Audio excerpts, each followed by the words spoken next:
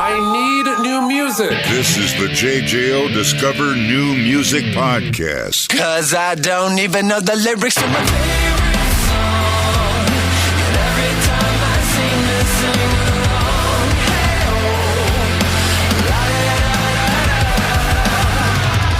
along, a longtime cohort of JJO, a family member, I guess maybe we could say.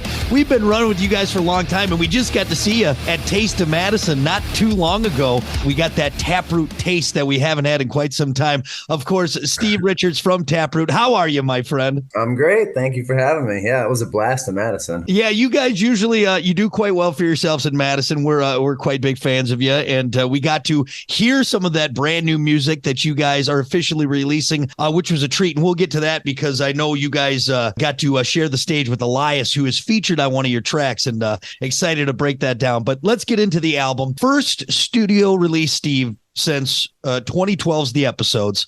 Now, of course, you've been playing shows, you've been writing music. I'm sure you've been in that creative mindscape. But with such a long gap, did you maybe kind of have to re-engage that Taproot muscle and when getting ready for Scissors, when sitting down for it? Maybe talk us through that process of that Taproot way of thinking getting into this one. The kind of cool thing about it is like 80% of this record I wrote to be Taproot's next record while we were on the episode cycle. So wow.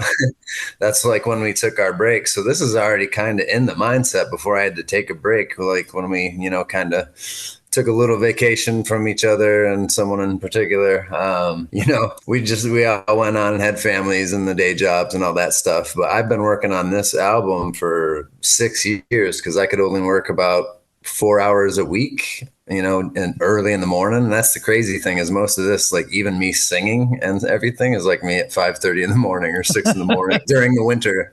It's crazy, but ended up good. But yeah, so it was kind of on the back burner and I was just going to release it on my own as Scissors and just be like, hey, 2,000 friends and followers and fans. Here's, what was supposed to be the next Taproot. And Phil was the one that was like, no, dude, because they knew most of those demos back when I was writing them and stuff. So he was like, you wrote this to be Taproot's next record. It's going to be Taproot's next record. That's not fair to just throw it out like that. And I was like, okay, cool. So here we are. So really, this is almost like a little time capsule to Taproot 11 years ago. If you would have maybe wrote these songs now or over the last, year or two, we would have had a completely different record. Is that fair to say? Absolutely. There are two or three of the songs that I wrote during the time off for this record, and those songs, I don't think I lost it. I wrote one to be kind of the heavy opener, which worked out pretty good, and then I wrote one about my mom's passing away, so that one, and then I wrote one for my current family, which is kind of funny. But so I wrote like three of the 11 songs are new. Wow. And you produced this whole album yourself, correct? Yeah, I played everything, engineered it myself. It's just all me. That's how most of the demos always were anyway. A lot of people don't realize that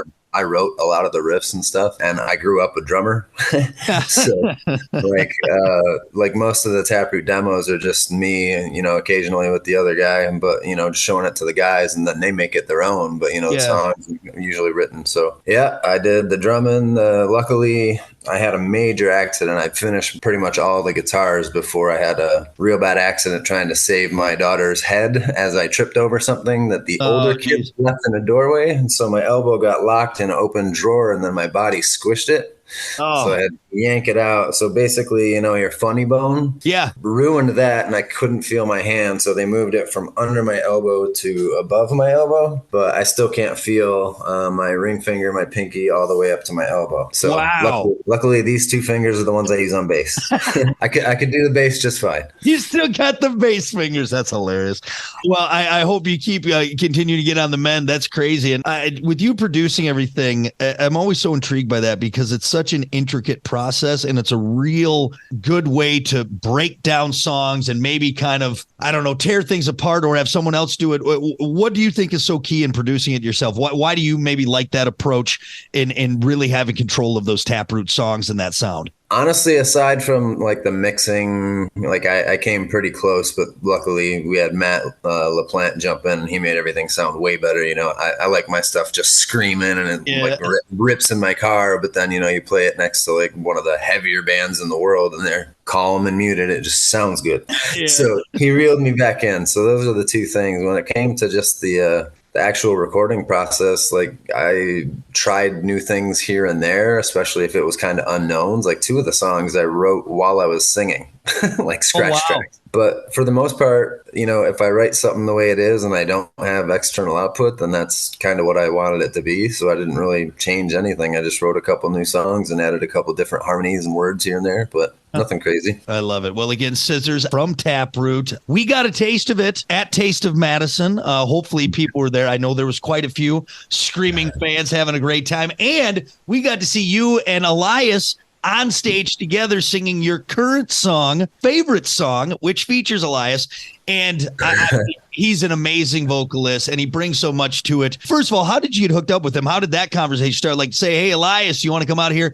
And then what does that bring to a song, having someone like Elias for you guys and adding to that already large Taproot song? Oh, it was amazing. It was one of those songs where I didn't really know what to do over the bridge. It's like a good, heavy, chunky riff. Like maybe I just let it play out alone and make people mosh, or what do I do? But I was like, nah. So I started asking people, because obviously it's funny, when I wrote the drums to that song, I was actually thinking about Rob from Nonpoint. So a lot of the chorus, it's busy and then it just goes 4 on the floor, 4 on the floor. I actually pictured him. So I ended up getting in touch with him and he was like, dude, you should have Elias on it. Or no, he hit me up just wanting to hear some of the new tunes, like knowing that I was doing some stuff. And he was like, dude, you should hit up Elias. I'm like, hell yeah, because that's what most of my fans, like on Instagram and stuff, it was always like, dude, you should have Elias on a song. Dude, you should. I'm like, absolutely. So I called him. He was absolutely more than happy to. Like I know he's done other guest stuff before and I've done guest stuff before, so we kind of get it. And he loved the track and, the stuff he came up with fits in just perfect. I only had him change 2 words, but all the melodies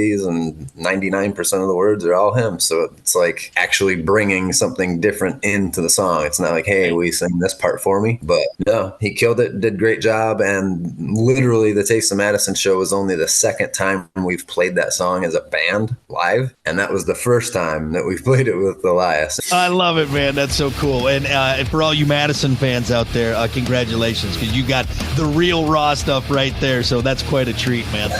Listen, rate, share, subscribe. Discover new music now at WJJO.com, in the JJO app, or wherever you get your podcasts. Rock has a new interview every Thursday evening between 6 and 7. 94.1 JJO. I need new music. This is the JJO Discover New Music Podcast. 'Cause I don't even know the lyrics to my favorite song.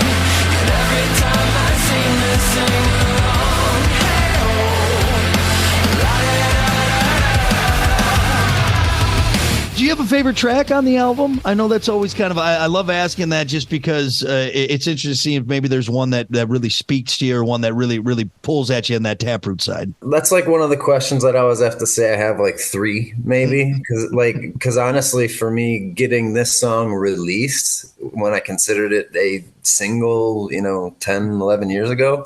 Yeah. I think this one is my favorite for that reason, because it's kind of like a welcome back Taproot, and I finally got to release the song that I wanted to release most. Yeah. So that's the most important one to me. The one I wrote about my mom's passing, that's a song called Ma. That one was pretty intense because it's not just like, oh, I lost my mom, just like boohoo for me, feel me. It's like me actually explaining how I had to talk her into dying. Yeah. So it's like a little different take. And then that's literally me just releasing and letting like what I was going through. So I think that's a different song. So that's one of my favorites too. But then I think the surprise, coolest song, I think that kids will enjoy. It's called We Control Our Destiny. And it's just kind of got a little bit of everything you'd want. It's even got a little clip of Squid Game, the red light, green light song, but I buried it. I buried it. So hopefully it doesn't clip any other detectors or whatever, but it's in there. Oh, fantastic. Well, your secret's safe with me, and we'll just hope that you get that one by everyone. That's good. Yeah. This next question is not intended to make you feel old, but we are on 26 years of Taproot now, from 1997, right? Yeah, I think I trust your math, but yes, that is correct. 2000. Yeah, so we're 26 years, a quarter of a century in. You know what's kind of crazy? What? A lot of people don't realize that Taproot was a different Taproot in 95. I used to be the drummer for Taproot. So really, for you, it's even longer. It's even longer that we can look at. Son of a gun. Well, again, not to make you feel old, going back all the way even to 95 as the drummer of Taproot. But if you were to, now with being multi-generational, you got parents that listen to Taproot when they were in high school or college that now have their kids listening to Taproot. If you were to play this record for a Taproot fan, circa 2003, circa Calling, whatever, what do you think their reaction would be, those early Taproot fans now hearing this? Or what do you hope it would be? I honestly think it would be like, oh, that's amazing. And then another song would come on and they'd be like, what the hell is that?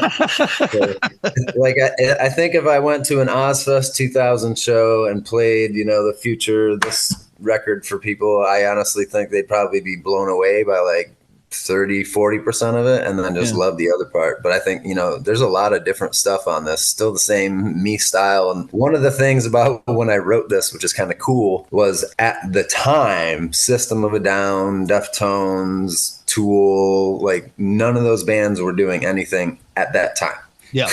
System of a Down, whatever I said. So I obviously, with the way I write guitar riffs, people would recognize that, and the way I sound, like, nasally and annoying, that's noticeable too. But so I intentionally tried to write, obviously I'll do anything my way, but I was taking into consideration like maybe trying to appeal to those not really doing much at the time. So like a lot of the guitar riffs are inspired by like, what would Slipknot do on a verse? Right. Oh, how would System of a Down sing on this chorus? Like that type of stuff. Here's a Tool riff. So a lot drawing of that from all those inspirations out there that were kind of staying quiet and filling in the gaps of what maybe they would have done. Exactly. Like here's my take. Let's try to appeal to a couple more people. I love it. Well, that actually kind of leads me to my next one, because I obviously was very excited to talk to you. Huge fan, and not just about new music, because you are the perfect guy to ask this question to. What is the key to that perfect new metal breakdown? And again, you listed some of those new metal bands from like 98 to 2006.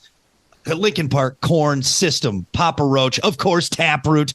And you look at songs like Calling and Poem and just the slew of hits you guys had. That tradition continues when you listen to like Favorite Song and what we're going to hear on the rest of the album. So for you, what's the key to that new metal breakdown that we all, and we can all do the dance. We can all do, you know what I mean? What's the key? What's the key to that? It was really cool. I watched a video the other day of like a classically trained pianist who like lets his son pick out a random song that his kid loves, and it happened to be Again and Again of all things. And it was really cool to hear a music teacher going on a piano. He'd pause the song, kind of go like, ooh, he's doing some like Middle Eastern stuff here. Okay, I like it. Okay, very cool. And then he'd just start headbanging. And he talked about how instead of just being a screamer for a scream band, I choose select words to scream to make it more emphasis on that. And then he's like, you can feel the tone come down, but then it gets back up and then down and then back up. And then obviously after the second chorus, you're going to want to go somewhere crazy. Yeah. So it's pick your battle. Is it going to, the dumbest thing I did on this record, which is great. It's a slightly more acoustic song. I did guitar solos for fun. Oh wow! Yeah, I pulled out my CC DeVille and did a friggin' guitar riff on the acoustic song. It's literally my Every Rose Has Its Thorn ripoff. Oh my gosh! Well, I can't wait to hear more of it, man. Fantastic. Well, thank you for breaking that down, because I know a lot of new metal fans, myself included, I always enjoy that, and glad to know that we have an expert on the case. Yeah, it's got to be the release, if you will. The release. Yeah. Now Steve, that the important stuff is out of the way. New music, everyone's got that. Let's have a little fun. We're going to play rapid fire and get to know you just a little bit more. All right. And there's no wrong answers. You just go with your gut. All right. All right. Fair enough. Let's start with something simple. Everybody Wang Chung or everybody was Kung Fu fighting? I'd probably go Kung Fu fighting. I wanted to be a ninja growing up. Didn't we all? Ninja Turtles. Come on now. It's fantastic. Flintstone Push Pop or Choco Taco? Taco, I guess. Smart man. Discontinued now. Discontinued. You can't find them anymore. Ridiculous. Yeah. Sucks. That sucks. Yeah. Well, someone's grandma probably has like a box in the freezer somewhere, so we'll dig those up. That'd be worth a lot of money. Yeah, it's like toilet paper. Right? Disco or techno? Probably techno. Believe it or not, even though I love ABBA, they're one of my favorite bands, ABBA, but I still, I guess, went techno. And we can put that on record. Let the record show that Steve from Taproot is a huge ABBA fan. Absolutely. That's fantastic. I did not expect that at all during this interview. That's great. Learn something new. Soaked jeans or damp socks? Soaked jeans. I have no problem running around looking like I pissed my pants. I'm getting old. Screw it. I'll get yelled at by my wife if she smells my feet, but if I piss my pants, that's just a prostate issue. That's another day. You had too much water before bed. That's all it is, buddy. Oh yeah. Would you rather see Bigfoot or the Loch Ness Monster? Bigfoot. Okay. Follow-up question. Do you ever feel like you've come close to a Bigfoot encounter? Because you are a Michigan fella, and I know he's real big up here. So I am a Michigan fella. I am a huge conspiracy theorist, but I have not once ever been anywhere near a Bigfoot unless they're really that good. Then I'd have no idea. So see, there's that theory. I was watching Rogan. I won't get deep into this, but they think that he can cross over dimensions or something. Dimensions, and so that's how he can go in and out. So he's the reigning hide and seek champ. That's what he is. So last one. Would you rather fight one horse-sized duck or 100 duck-sized horses? Probably the duck-sized horses. Yeah, just kick them around and sweep them like a broom. I don't know. Hey, get out of here, little tiny horses. It's the only horse that you'd be able to break its neck to eat. There you go. All right. I don't even eat meat either. But you know what? You got a plan, though. You got a plan. You'll be all right. All right. Well, thank you for humoring me. More importantly, Steve, thank you for taking the time and talking new music. Taproot, Scissors. I'm so excited for you guys and good to have you back. We appreciate it, man. Oh, likewise. Thank you so much. And we've always had, support from you, and that means everything, literally. Listen, rate, share, subscribe. Discover new music now at WJJO.com, in the JJO app, or wherever you get your podcasts. Rock has a new interview every Thursday evening between 6 and 7. 94.1 JJO.